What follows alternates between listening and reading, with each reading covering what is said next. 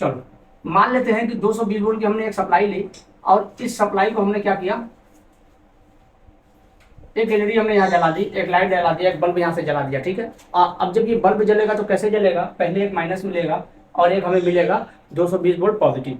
अब जैसे ये पॉजिटिव मिलेगा ये बल्ब हमारा जल जाएगा। अब किस कंडीशन में ये नहीं जलेगा इसको समझिएगा, या तो बीच से कोई लाइन ओपन हो जाए, पहला कारण। अब दूसरा कारण ये है कि ये लाइन किसी वजह से शॉर्ट हो जाए आपस में, ठीक है, ये लाइन किसी वजह से शॉर्ट हो जाए। तो ये दो कंडीशन में हमारा ये जो बल्ब है वो नहीं जलेगा, ठीक है। बाकी तीसरा इसके अंदर कोई वजह नहीं है। अब चाहे ये लाइन यहाँ से ओपन हो जाए, चाहे बल्ब के अंदर से लाइन फ्यूज हो जाए, चाहे आपस में ये लाइनें शॉर्ट हो जाए, ऐसी कंडीशन में ये जो लाइनें हैं वो जो कनेक्शन है हमारा जो सर्किट है वो काम नहीं करेगा। मोबाइल के अंदर भी अगर कहीं कोई लीकेज हो जाए, मतलब कोई शॉर्टिंग हो जाए, लीकेज भी शॉर्टिंग में ही आएगा ना, तो लीकेज और शॉर्टिंग को हम साथ में एक ही बताएंगे।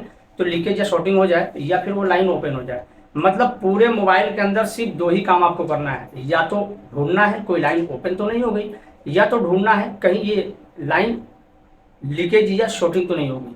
अगर इसे आप ठीक कर लोगे तो चीज़ें जो है समझ जाओगे। तो इसके अंदर सबसे पहले ये समझना पड़ता है हमें कि किस लाइन में शॉर्टिंग हो सकती है और किस लाइन में शॉर्टिंग नहीं हो सकती। देखिए मोबाइल के अंदर जो हमें बैटरी से मिलता है 3.7 वोल्ट, एग्जाम्पल के लिए यहाँ हमें 3.7 वोल्ट मिला। अब ये जो 3.7 वोल्ट है ये होता है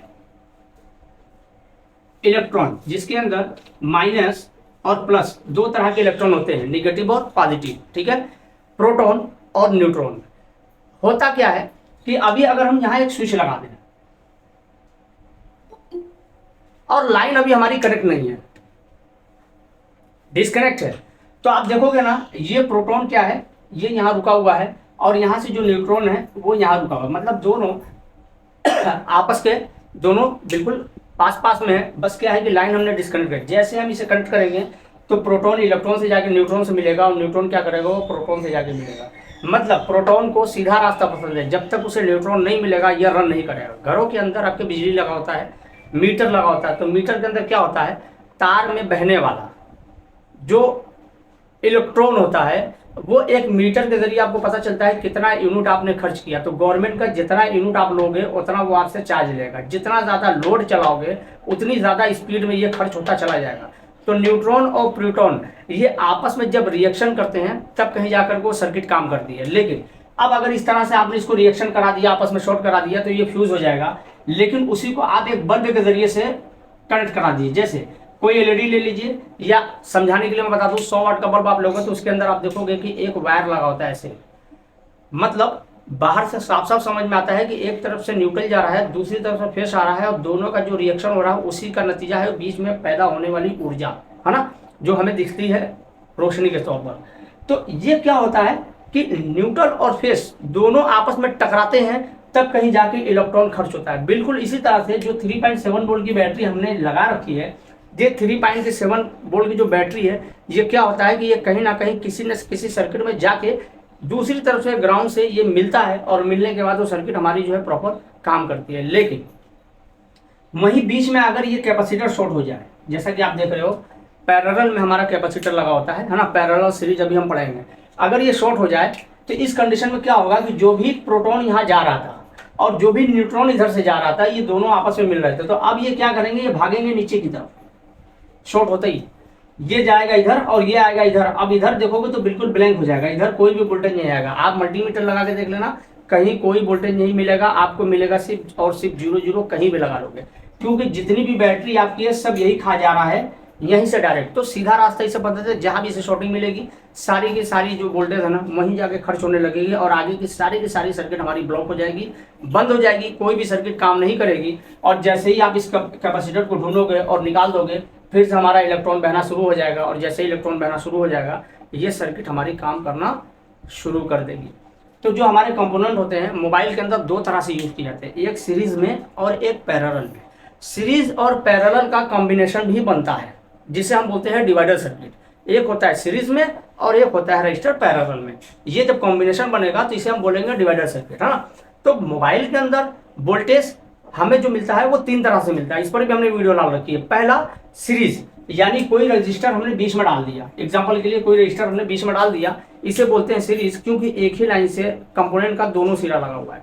तो ये जो सीरीज हो गया ना, इससे क्या होता है, आगे हमें वोल्टेज कम मिलेगा।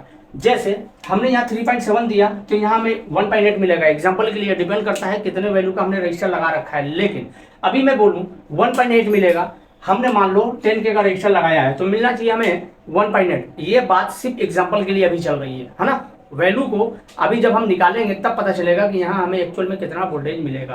तो मिलेगा 1.8।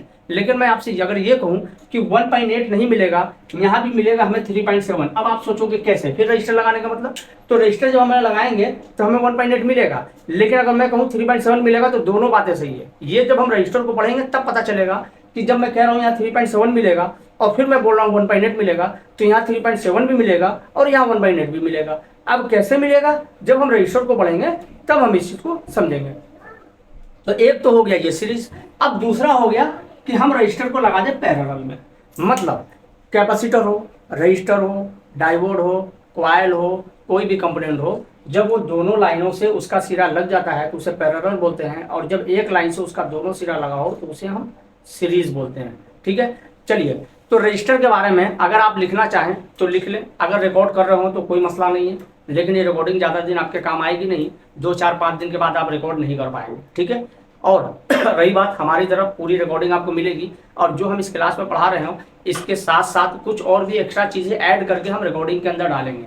लेकिन ध्यान रखिएगा, हमारी जो क्लास चल रही है बिल्कुल फ्री 60 दिनों के लिए, वो है लाइव क्लास। ठीक है, मतलब मैं आपको बिल्कुल लाइव क्लास दे रहा हूँ, और इसके अंदर आपके क्वेश्चन और आंसर जो भी होंगे उसको दिया जाएगा, और उसके लिए किसी तरह की कोई भी कंजूसी या कमी नहीं की जाएगी। कोशिश करूंगा जितना हो सकेगा मैं आपको नॉलेज देता रहूंगा। ठीक है, इसके अंदर ऐसा नहीं है फ्री में दे रहा हूं तो कुछ कमी होगी, कुछ भी कमी नहीं होगी, बिल्कुल तबीयत से पढ़ाने वाला हूं, है ना। लेकिन ध्यान रखिएगा, अगर आप ये सोच के आए हैं बस फटाफट हमें ट्रेसिंग आ जाए तो आप जा सकते हैं क्लास से, आप क्लास में रहने लायक नहीं है। क्यों? क्योंकि ट्रेसिंग आने का मतलब ये है कि जब तक हम बेसिक कंप्यूटर ना पढ़े, थोड़ी सी बोरियत आपको हो सकती है इस बीच में, है ना, मगर घबराइएगा मत, हफ्ता 10 दिन सब्र बना के रखिए, फिर उसके बाद देखिएगा आपको क्या मिलता है। ठीक है, चलो, तो सबसे पहले हम समझ लेते हैं रजिस्टर। अब रजिस्टर को अगर हम देखेंगे तो स्कीमेटिक के अंदर हमें सिंबल ये देखने को मिलेगा, लेकिन बोर्ड के अंदर रजिस्टर कैसा दिखता है ये आपको पता होगा, हम इस वीडियो के साथ मेंशन करके अपलोड कर देंगे, आप देख सकते हैं। ठीक है, कि रजिस्टर बोर्ड के अंदर कैसा दिखता है, क्योंकि लाइव क्लास के अंदर जितनी चीज़ें पॉसिबल है वो हम आपको देंगे, लेकिन कुछ चीज़ें ऐसी है कि इस क्लास में होनी चाहिए जो नहीं हो पाएगी तो उसको हम अलग से बना करके और ऐड कर देंगे एग्जाम्पल के लिए, ताकि आपको लाइव समझ में आ जाए कि हाँ भाई रजिस्टर यहाँ हमने ये दिखाया तो लाइव में रजिस्टर कैसा दिखता है और फिर उसकी ट्रेसिंग कैसे होती है। तो एक कंप्लीट मतलब कहने का कि अगर 70% ही पॉसिबल यहाँ है तो बाकी 30% इस वीडियो के अंदर हम ऐड करेंगे और जिसे हम रिकॉर्डेड वीडियो में डालेंगे। ठीक है, तो रजिस्टर का सिंबल दिखाइए। अब इसके अंदर आप अवरोध देख रहे होंगे जो up down up down up down कर रहा है। आपने घरों के अंदर प्लम्बर का कनेक्शन तो देखा होगा, कराया भी होगा। एक सीधी पाइप आती है टंकी से और वहां से फिर लाइनें बढ़ जाती हैं, बैंड लगता है, एल्बो लगता है, यूनियन लगता है, इस तरह से लाइनें बढ़ती चली जाती है, घूमती चली जाती है। सीधी पाइप में प्रेशर ज्यादा होता है, लेकिन जो पाइप जितनी ज्यादा राउंड होती है उतना ज्यादा आगे फोर्स कम होता चला जाता है। तो ये क्या करता है, वोल्टेज के फोर्स को कंट्रोल करता है। यानी एग्जाम्पल के लिए यहाँ हमने 3.7 दिया और एक एलईडी यहाँ हमने जला ली। अब यहाँ एक एलईडी जो हमने जलाई है ये जलेगा 2.5 वोल्ट से। तो हमने जो रजिस्टर लगाया है मान लेते हैं 10K, तो 10K का जो रजिस्टर लगाया है उसके हिसाब से 2.5K का यहाँ हमें 2.5 वोल्ट यहाँ हमें मिलेगा। जब हमारा लोड पड़ेगा 2.5 वोल्ट यहाँ मिलेगा। तो ऐसे कंडीशन में क्या होगा कि हमारी लाइट जलेगी, लेकिन ध्यान रखिएगा अगर इसको 3.5 वोल्ट मिल जाए तो ये लाइट नहीं जलेगी। तो चलो हम देखते हैं यार, हमने लिया 3.7, तो यहाँ हम समझने के लिए सीधा सीधा ले लेते हैं 4 वोल्ट। तो 4 वोल्ट अगर हमने लिया तो यहाँ हमें 2 वोल्ट मिला। अब हम समझते हैं कि एलईडी को जो हमारी सप्लाई मिलनी चाहिए वो 2 वोल्ट मिलनी चाहिए। अब अगर 2 वोल्ट की सप्लाई मिलेगी तो लाइट हमारी फ्यूज नहीं होगी, वो जलेगी नहीं। तो हम क्या करते हैं कि 4 वोल्ट को 2 वोल्ट में कन्वर्ट करने के लिए एक लगाते हैं बीच में रजिस्टर। जैसे ही रजिस्टर लगाया यहाँ हमें 2 वोल्ट हो गया। लेकिन ध्यान देने वाली बात है कि अगर इसे हम 3 वोल्ट देंगे तो ये फ्यूज हो जाएगा, भले थोड़ा सा टाइम लगे 1-2 मिनट, ये फ्यूज हो जाएगा। अगर 4 वोल्ट देंगे तो तुरंत फ्यूज हो जाएगा, मतलब जितना ज्यादा वोल्ट देंगे वो उतना तत्काल ये खराब हो जाएगा। अब हम बात करते हैं कि अब यहाँ हमने 4 दिया है तो यहाँ हो गया 2। चलो हम यहाँ 8 दे के देख लेते हैं, यहाँ 8 दे दें तो जैसा आपने देखा था कि हमने 4 वोल्ट दिया था तो सीधे आधा हो गया था, 8 देंगे तो आप सोचोगे 4 हो जाएगा, ऐसा नहीं होगा। ये लगा ही इसीलिए है कि अगर पीछे कुछ वोल्टेज बढ़ जाए तो यहाँ मैनेज करके रखे, यानी 2 वोल्ट से हो सकता है 2.3 या 2.5 वोल्ट हो जाए, है ना। प्रैक्टिकल के लिए भी हमने एक वीडियो डाली है और मुझे मैसेज करिएगा, तो रजिस्टर पर हम एक वीडियो डाले हैं प्रैक्टिकल करके। अगर उस वीडियो को पहले आप देख लेंगे तो हमारी क्लास ये रजिस्टर की जो हमारी कल से अभी चलेगी वो बहुत ज़्यादा क्लियर होगी ना। लेकिन क्लास के टाइम में मुझे याद आ गया, हो सकता है क्लास के बाद मुझे याद ना आए, तो रजिस्टर पर एक वीडियो मुझे आपको देनी है ग्रुप के अंदर, उसके लिए आप मुझे डाल दीजिएगा। लेकिन अब समस्या ये है कि अगर वो जेएसपी वाले यूट्यूब चैनल पर अनलिस्ट में हमने डाल के रखा है तब तो आपको मिलना मुश्किल हो जाएगा, वो मुझे देखना पड़ेगा। तो अगर ऐसा हुआ तो प्रॉब्लम हो जाएगी, वरना हम आपको भेज देंगे, ठीक है। तो हमने देखा यहाँ 8 वोल्ट दे दिया और यहाँ वोल्टेज थोड़ा सा माइनर सा बढ़ा है और एलईडी हमारी थोड़ी सी तेज हो जाएगी, लेकिन एलईडी हमारी जलेगी नहीं। क्यों? क्योंकि रजिस्टर करंट के फ्लो को कम करता है और मेंटेनेंस बना के रखता है। अगर पीछे वोल्टेज ज्यादा हो गया तब भी वो मैनेज करके इसे रखेगा। एक चीज तो रजिस्टर का एक काम तो ये हो गया कि ये करंट के फ्लो को कम करता है और आगे बैलेंस बना के रखता है। दूसरा, रजिस्टर के बारे में आपने पढ़ा होगा, रजिस्टर कभी शॉर्ट नहीं होता और यही आप नोट करेंगे और यही थ्योरी है कि रजिस्टर कभी शॉर्ट नहीं होता, रजिस्टर हमेशा ओपन होता है। लेकिन आगे चल के हम पढ़ाएंगे आपको रजिस्टर शॉर्ट होता है, जो आपको कहीं पढ़ने को नहीं मिलेगा, ठीक है। तो हम देखेंगे आगे चल के कि रजिस्टर शॉर्ट कैसे होता है और फिर रजिस्टर शॉर्ट कैसे नहीं होता। चलो इसी को पहले समझ लेते हैं, रजिस्टर क्यों शॉर्ट नहीं होता। आपने देखा होगा कि अच्छा, अब जो वीडियो मैं आपको डालूंगा रजिस्टर पर, उस वीडियो को जब आप देखोगे तो हमने उसके अंदर रजिस्टर का ऑपरेशन किया हुआ है। उस रजिस्टर का ऑपरेशन किया हुआ तो उसके अंदर क्या चीजें लगी हुई है हमने बताई है उसके अंदर, और कितने गैप में लगी हुई है वो भी आपको दिखाया है कैमरे के अंदर। तो वहां से आपको पता चलेगा कि हाँ वाकई में रजिस्टर कभी शॉर्ट हो ही नहीं सकता। एक होता है बताना, दूसरा होता है प्रैक्टिकल करके दिखाना। तो वहां हमने दिखाया, जैसा कि मैंने कहा कि लाइव क्लास के अंदर सारी चीजें पॉसिबल नहीं है, उस तरह का सेटअप बहुत मुश्किल है करना, ना। तो वो चीजें पॉसिबल नहीं, तो जितनी पॉसिबल होगी यहाँ देंगे, बाकी वीडियो बना के अलग से ऐड कर देंगे।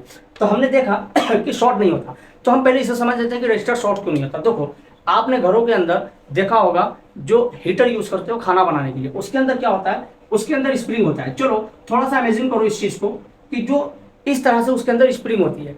मैं कहता हूं कि इस स्प्रिंग के अंदर कहीं से भी ब्रेक हो जाए लाइन, तो आप देखो ये इधर खींच जाएगा, वो उधर खींचा जाएगा, मतलब शॉर्ट होने का चांस नहीं है। आपने देखा होगा जो बल्ब लगा होता है, बल्ब कभी शॉर्ट नहीं होता, क्या होता है, फ्यूज होता है। शॉर्ट होने का मतलब क्या है, न्यूट्रल और फेज को आपस में शॉर्ट कर देना।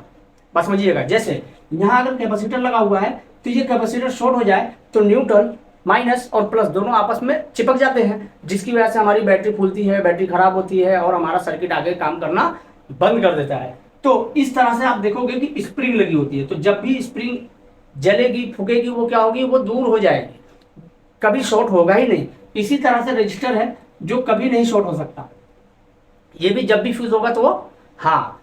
अब जो एलिमेंट फ्यूज होता है तो आपने देखा होगा जो चीनी मिट्टी की प्लेट होती है, उस प्लेट के ऊपर एक कार्बन पकड़ लेता है, कार्बन सा, लेकिन चूंकि वायर बहुत दूर चला जाता है इसलिए कार्बन का कोई रिएक्शन नहीं होता। लेकिन रजिस्टर के अंदर क्या होता है, जैसे ही वो फ्यूज होता है ना तो एक पाउडर छोड़ता है वहां, है ना। आपने देखा होगा केबल गई है, वायर गया हुआ है और कहीं से जल गया, आग लग गया, तो दीवार के ऊपर देखोगे ना एक ब्लैक कलर का पाउडर जिसको बोलते हैं कार्बन, वो कार्बन आ जाता है। अगर उस कार्बन पर मान लेते हैं कि ये हमारा वायर है और यहाँ से ब्रेक हो गया है, लेकिन ब्रेक होने के बाद यहाँ आ गया है कार्बन, तो अब समझने वाली बात ये है कि ये जो कार्बन आ गया है ना, अब ये कार्बन से ये लाइनें जुड़ी हुई है। मतलब यहाँ अगर 3.7 वोल्ट हमने दे रखा है तो यहाँ भी हमें 3.7 वोल्ट मिलेगा, जबकि ये लाइन डिस्कनेक्ट हो गई है। इसके लिए हमने एक लाइट का डाल रखा है अपने यूट्यूब चैनल पर, बस ये है कि आपको याद दिलाने की जरूरत है ना, हम डाल देंगे। मेरे ख्याल से नोट 8 का मॉडल होना चाहिए जिसके अंदर GR वैल्यू बढ़ गई थी। तो सब्जेक्ट के हिसाब से जब वीडियो आप देखेंगे, बहुत सारी वीडियो है, लेकिन सारी वीडियो देख के कंफ्यूज मत होइएगा, और ना ही सारी वीडियो आपको देखना है, वही देखना है जिसको देखने के लिए मैं बोलूं, तो वो सब्जेक्ट के साथ साथ वो वीडियो बिल्कुल मैच करेगी। उसके अंदर हमने दिखाया है कि वैल्यू यहाँ बढ़ जाती है और वोल्टेज यहाँ आता रहता है। कितना, 3.7 वोल्टेज है तो 3.7 वोल्टेज यहाँ आपको मिलेगा, लेकिन जैसे ही आपको लगेगा भाई 3.7, और जब वोल्टेज बूस्ट करेगा तो यहाँ आपको 24 वोल्ट मिलेगा। आप सोचोगे भाई 24 वोल्ट तो मिल रहा है, फिर फोल्डर लगाने पर लाइट क्यों नहीं चल रही है। जैसे ही फोल्डर लगाओगे यहाँ वोल्टेज हो जाएगा 0 क्योंकि फिर लोड बढ़ेगा और ये जो कार्बन है लोड संभाल नहीं पाएगा, ठीक है। तो ऐसी कंडीशन में इस रजिस्टर का जो GR है उसका रजिस्टेंस बढ़ जाता है। रजिस्टर और रजिस्टेंस में जरा ध्यान दीजिएगा, पढ़ने के बाद अगर रजिस्टर को आप रजिस्टेंस बोलेंगे तो अच्छा नहीं लगेगा। कितने सारे इंस्टीट्यूट ऑनलाइन क्लास मैंने देखे हैं यूट्यूब के अंदर, वो रजिस्टर को रजिस्टेंस बोलते हैं और वो बड़े बड़े पैमाने पर उनका इंस्टीट्यूट चलता है, कभी भी देख लीजिएगा। तो रिक्वेस्ट है, रजिस्टर को रजिस्टर ही बोलिए, रजिस्टेंस नहीं। रजिस्टेंस का मतलब होता है दूरी। तो हर चीज में एक रजिस्टेंस होता है। रजिस्टर के अंदर रजिस्टेंस होता है, कैपेसिटर के अंदर रजिस्टेंस होता है, आपके अंदर रजिस्टेंस होता है, इस कलम के अंदर रजिस्टेंस होता है ना, हवा के अंदर रजिस्टेंस होता है। तो हर जगह क्या होता है, वो रजिस्टेंस होता है। तो रजिस्टेंस को रजिस्टेंस बोलेंगे तो अच्छा लगेगा, लेकिन रजिस्टर को रजिस्टर ही बोलेंगे, रजिस्टेंस नहीं बोलेंगे, ये ध्यान रखिएगा। तो इसका रजिस्टेंस बढ़ गया। पहले रजिस्टेंस कितना था, इसका रजिस्टर का रजिस्टेंस था, पहले मान लेते हैं 0 ohms, ये 0 ohms का रजिस्टर था। लेकिन अभी हमने चेक किया तो अब बात को समझो, 350 की वैल्यू यहाँ आनी चाहिए एग्जांपल के लिए, और 0 ohms का लगा हुआ है, तो 350 प्लस 0 बराबर 350। मतलब यहाँ भी हमें 350 की ही जीआर मिलनी चाहिए, लेकिन कितनी मिल रही थी जीआर? जीआर मिल रही है हमें 1100, 600 मिलनी चाहिए, मिल रही 1100। इसका मतलब बीच में ये जो रजिस्टर है इसका रजिस्टेंस बढ़ गया। कैसे? फ्यूज हुआ, पाउडर छोड़ा और आपस में कनेक्टिविटी बनी रहेगी। जैसे हमने लोड दिया ये डाउन हो गया, फिर लोड हटाया, फिर यहाँ वोल्टेज आ गया। तो ऐसी कंडीशन में हमें यहाँ से यहाँ तक लाइन जोड़नी पड़ी, हालांकि बीच में रजिस्टर नहीं था। बीच में जो कनेक्शन इंटरनल वायरिंग आती है वो वायरिंग फ्यूज हो गई। अब वो वायरिंग फ्यूज होने के बाद वहाँ कार्बन बन गया। जैसे कि हमने बताया, जो मेन वायर आपका होता है जब वो जल जाए, फ्यूज हो जाए तो कार्बन बन जाता है, वैसे वहाँ कार्बन का पाउडर आ गया। उसकी वजह से क्या हुआ कि वैल्यू वहाँ बढ़ के शो कर दी गई। तो हमें ये भी जानना जरूरी है कि किस लाइन में कितनी जीआर होनी चाहिए। एक होता है कि यूनिवर्सल जीआर के नाम पर यूट्यूब के अंदर लोगों को बेवकूफ बनाया जाता है। यूनिवर्सल जीआर कुछ नहीं होता भाई। यूनिवर्सल जीआर आप किसी भी मॉडल का, अब मैं कहता हूँ 6357 CRV एक पावर आईसी ले लो। ये पावर आईसी आपकी किस मॉडल में लगी है? मान लेते हैं 9A में लगी है। उसके बाद हम एक दूसरा मॉडल ले लेते हैं 6A का। आप 9A के मॉडल के अंदर 6357 CRV का जीआर उठा लो और 6A का जीआर उठा लो, दोनों के जीआर में आपको डिफरेंस मिलेगा। कहीं यहाँ जीआर होगी, कहीं यहाँ ग्राउंड होगा, कहीं यहाँ वैल्यू होगी, कहीं यहाँ ओएल होगा। तो अब कैसे उसे कंफर्म करोगे? तो यूनिवर्सल जीआर कुछ होता ही नहीं है। जीआर हर मॉडल का अलग अलग होता है, भले ही आईसी सेम हो। आप सेम मॉडल 3 ले लो, 8A 8A 8A, ठीक है, और तीनों मॉडल का आप जीआर ले लो। अब जब तीनों मॉडल का आप जीआर उठाओगे ना, आप आईसी लगी रहे, सेट चालू रहे, तीनों सेट चालू रहे, कोई प्रॉब्लम ना।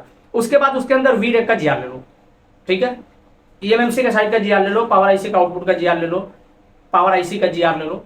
आपको 30 से 40% जीआर आपको उसके अंदर आपको डिफरेंस मिलेगा। अब आप सोचोगे यार मॉडल सेम, आईसी सेम, फिर जीआर क्यों फर्क? अब ये एक चिंता का विषय है आप लोगों के लिए, ऐसा कैसे?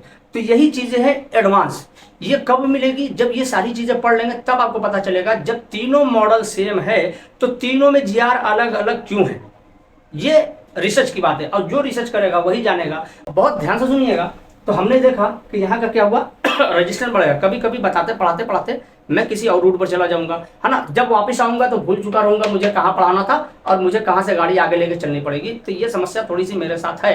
अगर आपको याद हो तो बीच में टोक सकते हैं, हाँ हमें कहाँ चलना था, ठीक है। बाकी हम कहीं भी चलेंगे आपके लिए फायदेमंद ही होगा। तो यहाँ हमने देखा कि हमें क्या हुआ, जीआर वैल्यू 2 वीडियो आपको भेजना याद रखिएगा ना। तो यहाँ हमें क्या हुआ कि हमें लाइन को जंपर करना पड़ा। कहाँ से? यहाँ कैपेसिटर से लेकर के एलसीडी कनेक्टर तक हमें क्या करना पड़ा, एक जंपर करना पड़ा, और लाइट हमारी ठीक हो गई। वो वीडियो देखने के बाद कुछ लोगों को समझ में आएगा, कुछ लोगों को समझ में नहीं आएगा। जिनको समझ में नहीं आएगा वीडियो को फिर से रिपीट करेंगे 2-4 दिन के बाद, जब हम पढ़ा लेंगे तब इंशाल्लाह उस वक्त उनको चीजें समझ में आ जाएंगी। तो हमने देखा कि इसके अंदर जो रजिस्टर था उसने क्या किया, पढ़ा दिया। अब रजिस्टर के बारे में याद रखने वाली क्या चीज है, ये जो पढ़ाया ये याद रखने वाली बात नहीं है, ऊपर जो पढ़ाया ये याद रखने वाली बात है। तो एक तो ये याद आपको रखना है, दूसरा अभी जो बताने वाला हूँ वो आपको याद रखना है। अगर ये चीजें आप चूकेंगे, भूलेंगे तो प्रॉब्लम हो जाएगी, ठीक है। चलो, अब रजिस्टर क्या होता है? अगर हमने यहाँ एसी लाइन दिया तो यहाँ हमें एसी मिलेगा। अगर यहाँ हमने डीसी दिया तो यहाँ हमें डीसी मिलेगा। मतलब एसी भी पास हो गया और डीसी भी पास हो गया। ये बहुत ध्यान देने वाली बात है। अगर इसे आपने अच्छे से नहीं पढ़ा और इसे याद नहीं रखा तो आगे फॉल्ट फाइंडिंग में बहुत ज़्यादा प्रॉब्लम आपके साथ होने वाली है। और जब हम आगे अभी सेक्शन में चलेंगे तो आपको पता चलेगा कितनी बड़ी दिक्कत आती है अगर ये चीज़ नहीं होती है। तो 2 चीज़ें आपको याद रखना है। पहला जो ऊपर पढ़ाया रजिस्टेंस बढ़ सकता है रजिस्टर का, और यहाँ हमने पढ़ा है आपको एसी दिया तो एसी निकल जाएगा और डीसी दिया तो डीसी निकल जाएगा। तो सबसे पहले हम समझते हैं एसी जो कि एक्चुअल करंट को बोलते हैं और डीसी जो कि डायरेक्ट करंट को बोलते हैं। चलो सबसे पहले एसी के बारे में समझते हैं। तो एसी को कभी भी आप नापोगे ना किससे, डीएसओ से, तो इस तरह की वेव आपको दिखेगी। अब ये है क्या, ये है माइनस और ये है प्लस, माइनस और प्लस, माइनस और प्लस। चलो अगर आपको माइनस करंट लगे तो किसी को झटका नहीं लगेगा, मैं आपसे पूछूंगा नहीं, क्योंकि मैं आपसे पूछूंगा फिर आप वहां से जवाब दोगे तो फिर मजा नहीं आएगा ना, मतलब मैं ही पूछूंगा और मैं ही जवाब दे दूंगा, ठीक है। और अगर किसी को दिक्कत हो तो बोल सकता है या नोट कर सकता है, जब हम पूछेंगे लास्ट में तो आप बता सकते हैं, ठीक है।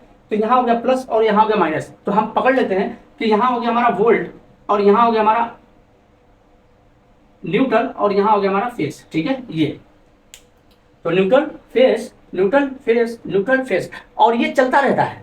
ये जो वेव चलती रहती है, कभी इसके अंदर न्यूट्रल हो जाता है, कभी फेस, कभी न्यूट्रल, कभी फेस। तो हमने क्या ले रखा है, हमने यहाँ ले रखा है माइनस और यहाँ हमने ले रखा है प्लस और न्यूट्रल, ठीक है।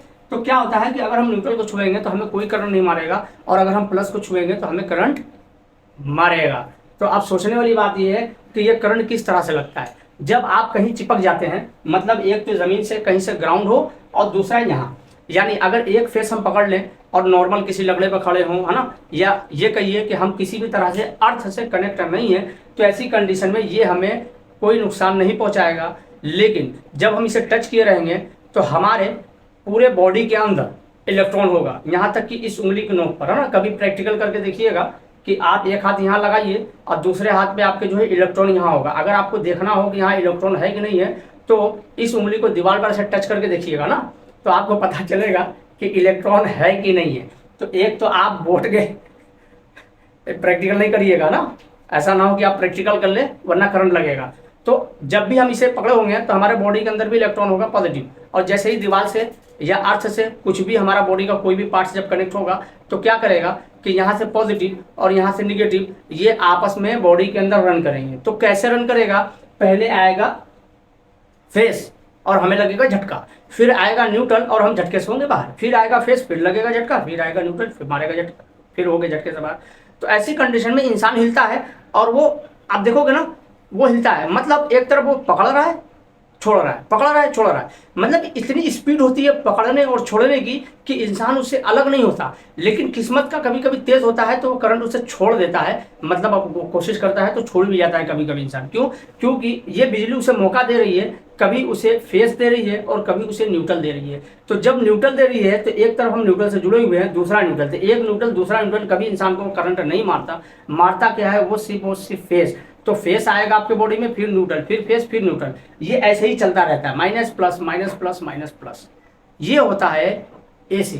तो जब ये होता है तो बॉडी में क्या करता है, छोड़ता पकड़ता है, तो इंसान कुछ देर तक जी लेता है, उसके बाद चल देगा दुनिया से अगर उसने नहीं छोड़ा तो। लेकिन अगर डीसी की हम बात करें तो डीसी करंट, अब डीसी करंट ये होता है डायरेक्ट।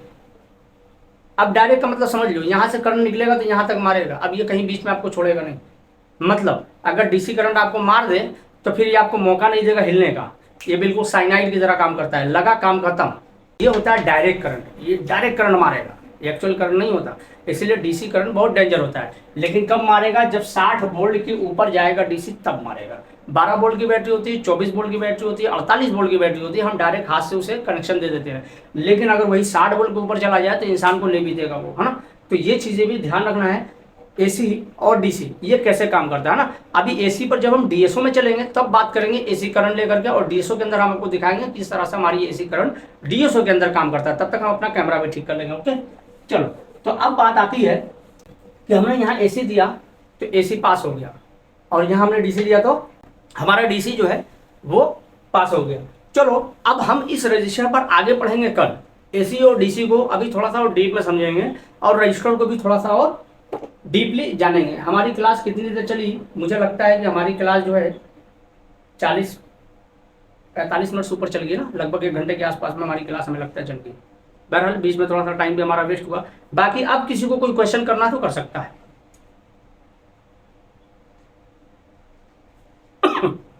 कुछ पूछना हो तो हम 10-5 मिनट उसको बता सकते हैं आपको।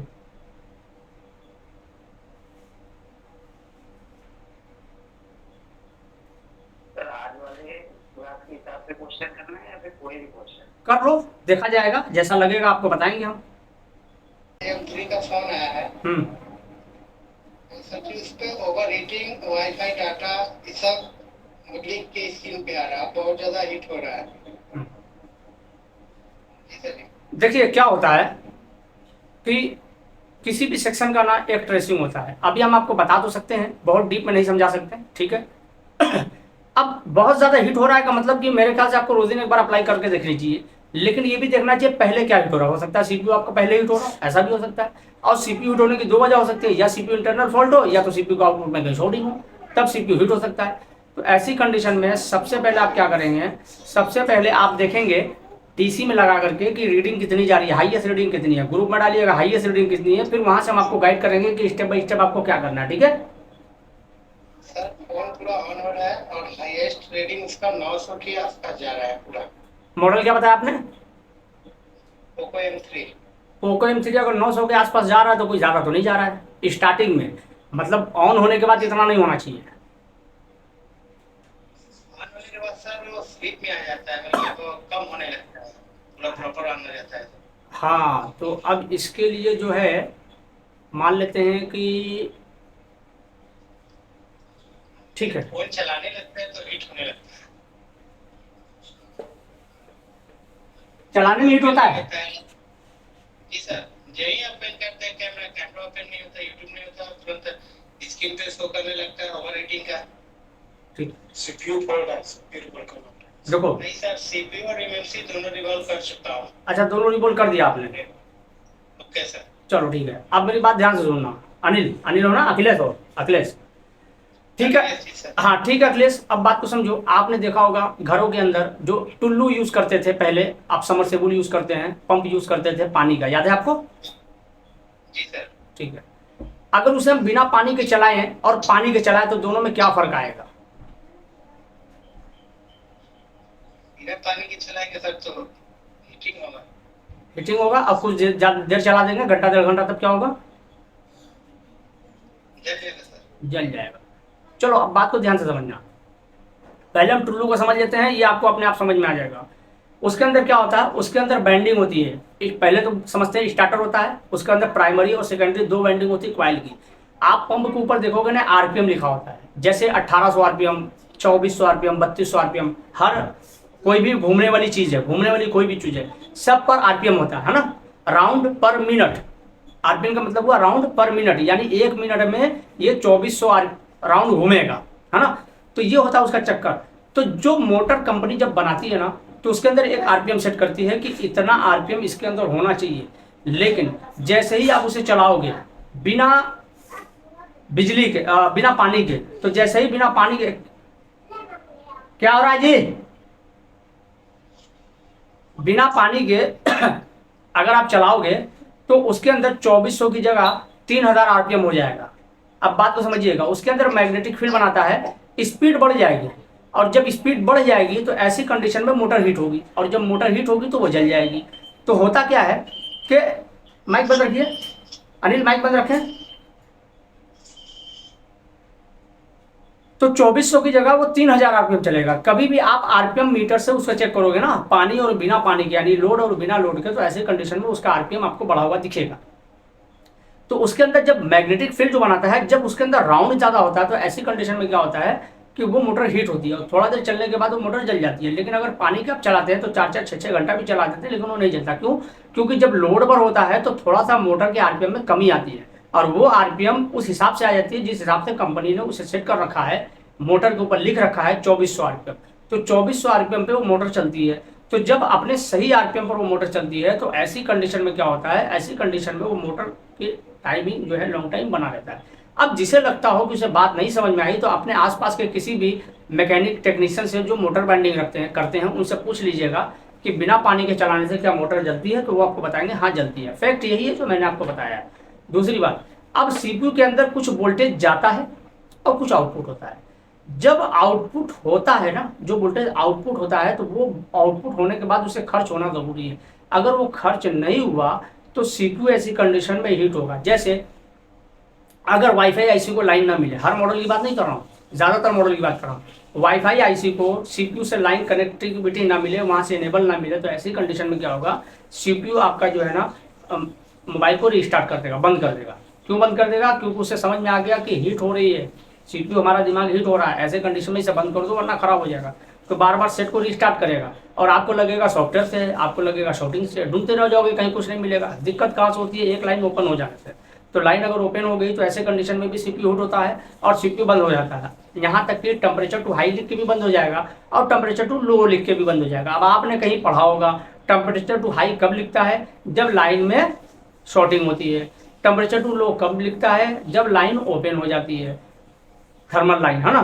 तो ऐसा नहीं है, डिपेंड करता है कि मोबाइल के अंदर सीपीयू को क्या प्रोग्राम किया गया है। अभी तक तो आप एमएमसी को प्रोग्राम कर समझ के चल रहे हो कि एमएमसी प्रोग्राम होती है, लेकिन मैं कहूँ सीपीयू भी प्रोग्राम होता है। आप देखो सेम नंबर का सीपीयू आप लगा दो, काम नहीं करेगा। इस पर मैंने एक वीडियो अभी हाल ही में डाला है, 2 दिन 3 दिन पहले, और उसके अंदर हमने बताया है कि पोको M2 यानी रेडमी पोको X3 का शायद था, और पोको X3 का जो है कौन सा, नहीं नोट 9, तो नोट 9 प्रो का जो सीपीयू एमएमसी था उसे M2 प्रो में लगाया था ना। उस पर ग्रुप में क्वेश्चन आया था कि ये ब्लिंक कर रहा है, तो मैंने उसे एक्सप्लेन किया था क्यों ब्लिंक कर रहा है, क्योंकि मेरे उस पर रिसर्च है इसलिए मुझे पता था। तो ब्लिंक क्यों कर रहा है। अब जब आप बिटमैप में दोनों को देखोगे तो शायद आपको समझ में आ जाए और शायद आपको समझ में ना आए, लेकिन अभी हम इसके बारे में भी आगे पढ़ाएंगे। याद रखना आपको जिम्मेदारी है, क्योंकि ये अभी हमारे सब्जेक्ट में नहीं है। तो हो सकता है मुझे ये चीजें ध्यान ना आए, तो क्लास खत्म होने के बाद आप इसे पूछ सकते हैं, तो वहां